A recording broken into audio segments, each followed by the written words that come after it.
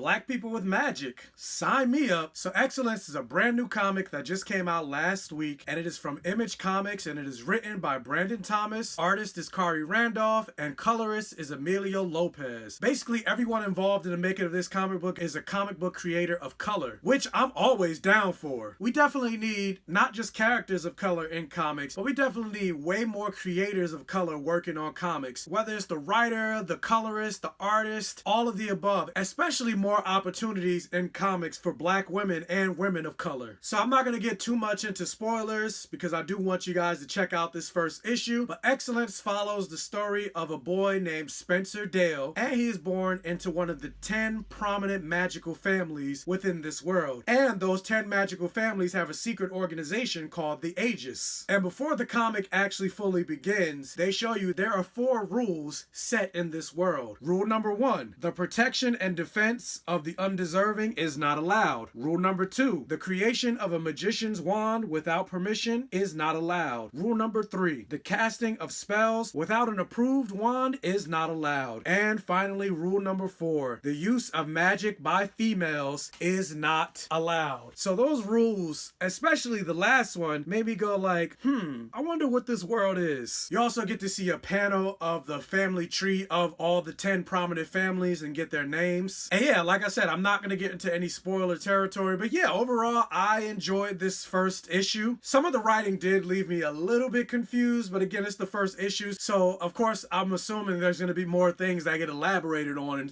in subsequent issues. I'm not sure how long this series plans on continuing, like if it's a mini-series, or do they want it to be like an ongoing, like a Spider-Man that's been going on for 60 plus years, or do they have a beginning, middle, and end, like 10 issues, 50 issues, whatever. But yeah, like I said, based on what I've gotten in this first issue, I'm definitely curious, and going back to what I said about rule number 4, I'm definitely curious about the decision to say the use of magic by females is not allowed. That could either be really interesting or it could end up into trash territory.